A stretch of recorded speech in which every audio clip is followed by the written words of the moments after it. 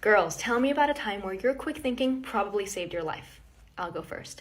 2 years ago, I was walking my dog at the park, and a man approached me and asked to take a picture of her. And I said yes, because why not? It's a picture of a dog. So he starts taking a picture of my dog, and then I realized that he was like holding up her collar, and then it hit me. My address is on that collar. He's not taking a picture of my dog. He's taking a picture of my address. So I told him that I actually didn't feel comfortable with him having a picture of my dog, and I asked him to delete it.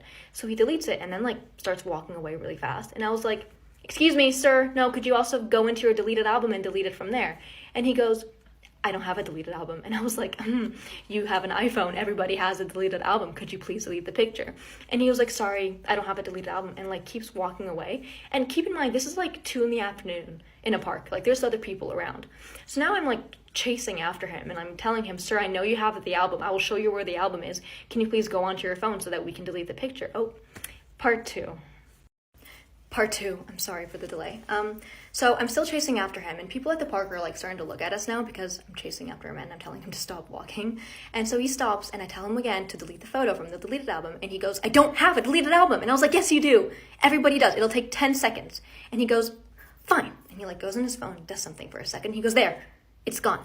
And I was like, "Could I see the deleted album just to make sure it's gone?" And he goes, "No, you can't look at my phone." And I was like, "I don't want to look at your phone. I just want to see the album just to make sure the picture is gone. That's it." And he goes, "No, you're not going to look at my phone." And I was like, "Sir, I'm not going to stop and I'm not going to leave until you show me the album. So please just show me the album so we can be done with this." So he shows me the album. The picture was still there. So I made him delete it in front of my eyes. What if I hadn't noticed that he took a picture of my address?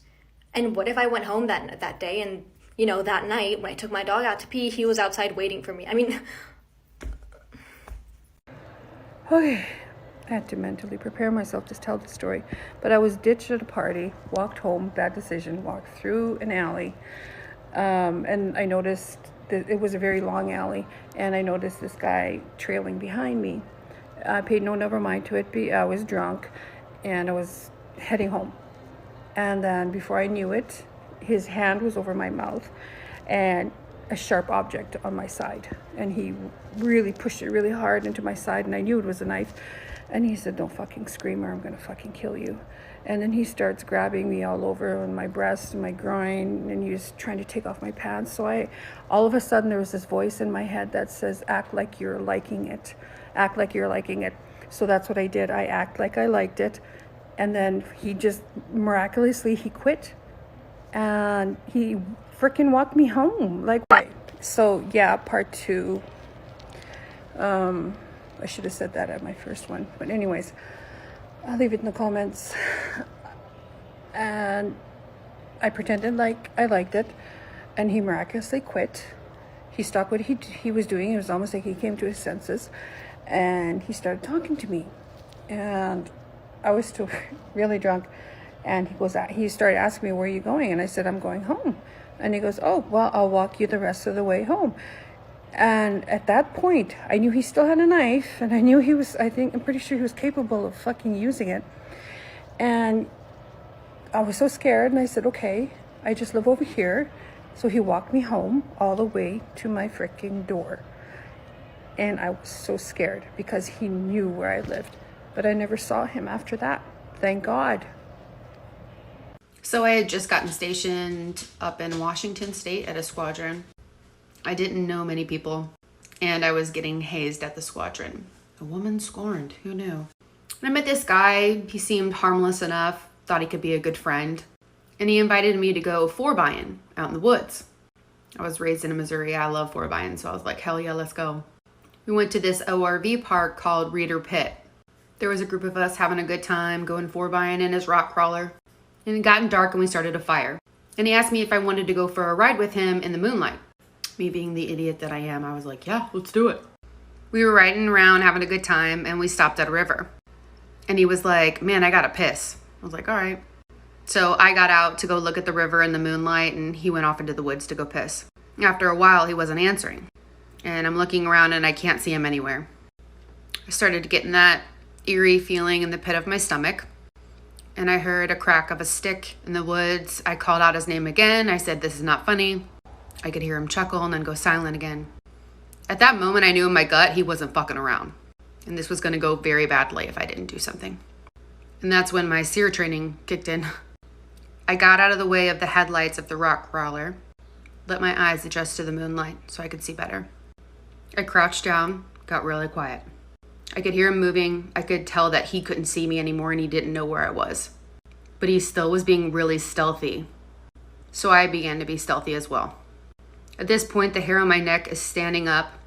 The adrenaline is running through my body. It's all tingly. And then he said, this can go one of two ways. Which that threat told me he was very serious. And then I thought, it's either me or him. So I grabbed a rock and I yelled as loud as I could. I've already been through this. I've already been raped. And I promised myself one thing, that if someone tried to do this to me, I would either kill them or they would have to kill me. I said, I'm ready to die tonight. Are you? And it got real quiet. And then he came out of the woods and said, I was just joking, God. Ooh boy, this one's a doozy. In college, I went to a party with my best friend. It was in an apartment building on the second floor. This is gonna be important in a minute. She met up with her boyfriend there. I met up with a guy that I was literally just dating. Like, I think I'd been on one date with him previously. And he started drinking a few beers and he was getting really handsy and it was making me really uncomfortable. Like, he was forcing me to sit in his lap. Like, he was yanking me down by my arm, forcing me to sit in his lap. And he was getting increasingly hostile and angry as the night went on. I knew he was not going to let me leave, and nobody at the party was paying very much attention to how disgusting and weird he was being. So I grabbed my best friend and went out on the balcony with her. I told him that we were going to go have girl talk for a minute. I quite literally said to her, hold my beer. I climbed over the side of the balcony and I jumped off the balcony onto a patch of grass below and ran to my car. Y'all.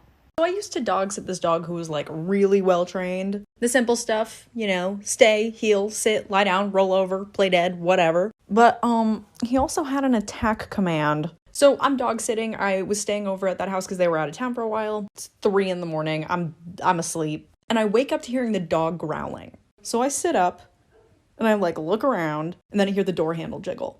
And I was like, oh no. And then I hear the window rattle. So I throw myself out of bed. I open the kennel for the dog. I get him by the collar and I go into the living room. And I just kind of announced like, there's a dog. I heard the window start to slide open. So I said it again. I was like, there's a dog. I turn on the lights. I see just a dude in the fucking window. So I give this dog the attack command, let go of his collar. He goes flying across the room. And I have never heard a grown man scream like that before. It was horrifying. My ex-boyfriend and I had just been on a date and it was our second date and he took me all the way home on like buses, trains. We just wanted to hang out basically. That's what we were doing. So we'd got on this bus which was going to take me to a station that was near where I live. As we get off the last bus, there was a guy waiting at the bus stop and he had a t-shirt over his face, right? So you could just kind of see his eyes, but it was like wrapped around his head. Me being me was like, oh hi, by the way, this was the last bus. There's not going to be another bus after this, so maybe you want to find an alternative way to get home. He was like, okay, thank you, whatever, but stayed at the bus stop where me and my ex-boyfriend were ordering our Ubers home. He was going back to his house, I was going back to my house. And I did think it was kind of weird that he was just still waiting around, that he hadn't, like, made any effort to, like, get himself home. He just stayed at the bus stop with us. My ex-boyfriend's cab came a minute before mine, so I was like, just get in it. It's fine. It's a minute. Like, who cares? You've come all this way with me. Just get in your cab. I have to do a part 2. Okay, so it wasn't my life. It was another girl's, but honestly, this shit was wild. So this was when I was back in college, and I remember I was with like a group of friends and we were bar hopping. So we were like walking around neighborhoods and stuff. And then all of a sudden I hear someone behind me like running. I think it's a dude because I'm paranoid as fuck because we have to be, we're women. And I turn around and I realize it's a girl. For some reason, I just like had this gut feeling that like something was horribly wrong. So I snatched her by her arm and I went, oh my God, hey girl, I've been looking for you all night. Like, where have you been? You know, like pretending I knew her. This poor thing with tears in her eyes looks at me and goes, dude, I was hooking up with this guy and I really didn't want to. And then he went to go grab a condom and I didn't know what to do. So I jumped out the window and just started running. I walked that girl 5 miles home and tucked her into her bed in her dorm safe and fucking sound. Pussy power, ladies. Make sure we're protecting each other out here, okay? Well, unfortunately, I feel like I've had to save my life multiple times, but luckily I am a quick thinker in bad situations. So this particular time I was on vacation in 8th grade with my friend Michelle, and we were on an island that has no bridge, so you can only get there by boat or helicopter. When people are there, they mostly drive golf carts. You just rent golf carts, and very few people have cars. It's only the people that like live there full time, which is like very few people. And there's only a cop on the island once a week. So we're driving back to my house at like 9 o'clock at night. It's like pitch black out. And we end up driving past a stereotypical creepy white van with no windows in the back and tinted windows in the front. And it drives very slowly past us, and we start to get like a little bad feeling. We keep driving, and then we look back and we see this car trying to turn around to follow us. So in this time that's trying to turn around on this small road, I turn off the lights on the golf cart. So it's like pitch black, couldn't see anything, but luckily I've been going to this island since I was literally an infant, so I knew it very well. Drove the rest of the way home with no lights on, and I see the creepy white van trying to like look for us and driving super slowly, but it can't find us. Gotta turn the lights off.